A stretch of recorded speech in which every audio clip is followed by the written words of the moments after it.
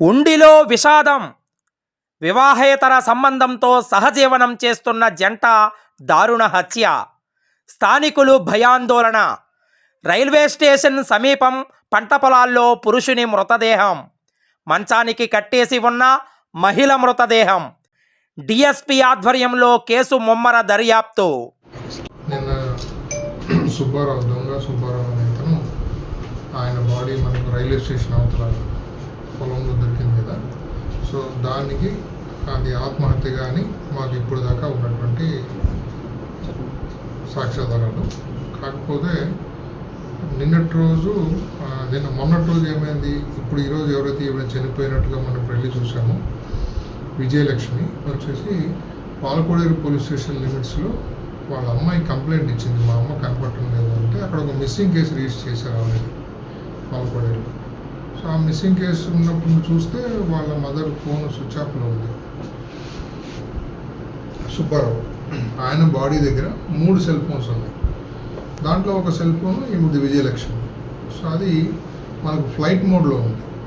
So flight మోడ్ను మళ్ళీ మనం ఆన్ చేసి నార్మల్ మోడ్లో పెడితే అప్పుడు వాళ్ళ అమ్మాయి కాంటాక్ట్లోకి వచ్చింది. మా మదరు కనిపించలేదని నేను కంప్లైంట్ ఇచ్చాను పాలకోడేరు పోలీస్ స్టేషన్లో.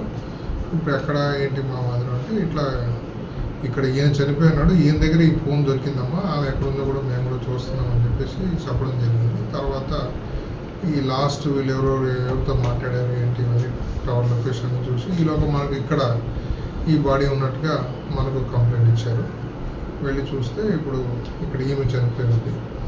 గతంలో మీరు చూసి ఉంటారు, ఇక్కడ ఈ జిల్లాలో 15/7/2025 ఇక్కడ వీళ్ళిద్దరి మధ్యన అక్రమ సంబంధం ఉంది అని చెప్పేసి అప్పట్లో మీకు జిల్లాలో మీరు ఒక పెద్ద న్యూస్ వచ్చింది కదా. వీళ్ళిద్దరిని ఏదో కట్టేసి కొట్టి అని చేశారు, అప్పుడు కేసు రిజిస్టర్ చేశారు గతంలో. సో అప్పటి నుంచి వీళ్ళిద్దరు అప్స్టాండింగ్లో ఉన్నారు. వీడు ఇంకా మళ్ళీ ఇంటికి వెళ్ళలేదు. సుబ్బారావు అనేటోడు ఫ్యామిలీని వదిలేసి ఇంకా ఈమెతోనే ఉంటున్నట్టుగా సమాచారం. ఈమె కూడా ఇంకా అక్కడ వదిలేసి అప్పట్లో ఏదో అత్తిలి దగ్గర ఉండేవాళ్ళు, ఇప్పుడు అక్కడ నుంచి ఇక్కడ చేరినట్టుగా. లాస్ట్ వాళ్ళ అమ్మాయి మాట్లాడినప్పుడు నేను చర్చికి వెళ్తున్నాను అని చెప్పేసి చెప్పింది ఇవిడ.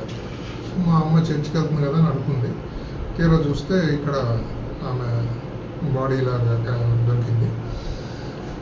మనం ఇప్పుడు తాళం కూడా ఈ ఇంటి తాళం వేసేసి, నిన్న సుబ్బారావు చనిపోయినాడు కదా, ఆయన దగ్గర పాకెట్లో ఈ తాళం ఉంది. సో దాన్ని బట్టి ఈ తాళం ఎక్కడిది ఏంటి అని చూస్తే ఇది. సో నిన్న ఈరోజు మళ్ళీ మనం విఆర్ఓ గారి సమక్షంలో, తర్వాత మా ఫోరెన్సిక్ టీమ్ వాళ్ళు మంగళగిరి నుంచి వచ్చారు. సో వాళ్ళు ఎక్స్పర్ట్స్ కాబట్టి వాళ్ళు ఇంకేదైనా అక్కడ సాక్ష్యాధారాలు ఉంటాయా, వేలుముద్రలు ఉంటాయా, లేదా బ్లడ్ స్టెయిన్స్ ఉన్నాయా, ఇంకా any other involvement of any other person ఏమైనా ఉందా అనే కోణంలో మేము చేసే దర్యాప్తు కాకుండా వాళ్ళు మాకు సహకరించడానికి సైంటిఫిక్ ఎవిడెన్స్ కోసం ఆ టీం వస్తుంది. సో వాళ్ళు వచ్చేదాకా మనం వెయిట్ చేసి అందరూ ఒకసారిగా విఆర్ఓస్ టీము ఇన్స్పెక్టర్ గారు అందరూ వెళ్ళి చూసిన తర్వాత దాంట్లో మటగారు చూసి పరీక్ష చేసిన తర్వాత చెప్తారు దాన్ని ఆధారాలు బట్టి, అప్పుడు మనం చూస్తాము. ప్రస్తుతానికైతే అది మాకు హత్యగానే కనిపిస్తూ ఉంది. సో ఆ దిశలోనే హత్య 302 కిందనే మనం కేసు రిజిస్టర్ చేస్తాం. ఇంకా దాంట్లో ఎలాంటి అనుమానం తావివ్వకుండా డైరెక్ట్గా మనం దాన్ని మర్డర్ కిందనే కేసు రిజిస్టర్ చేస్తున్నాం. ఇన్స్పెక్టర్ గారు దాంట్లో దర్యాప్తు చేస్తారు. సార్ బాడీకి ఏమైనా గాయాలు ఏమైనా? బాడీ మీద అయితే మాకు ఎక్కడ పైన గాయాలు అయితే ఏం కనిపించలేదు. నార్మల్గా ఉన్నారు. కొంచెం ఫోల్డ్ అయి ఉంది. ఎందుకు ఏంటి కారణాలు మనకు తెలియదు. ఇంకా మన సైంటిఫిక్ ఎవిడెన్స్ తీసుకున్న తర్వాత దాని గురించి మనం మాట్లాడచ్చు. ఆధారం చూస్తే అలా అనిపిస్తుంది. ఇంకేమైనా కారణాలు ఉన్నాయేమో ఇన్వెస్టిగేషన్లో తెలుస్తాయి. ఇంకెవరైనా ఉన్నారేమో చూడాలి.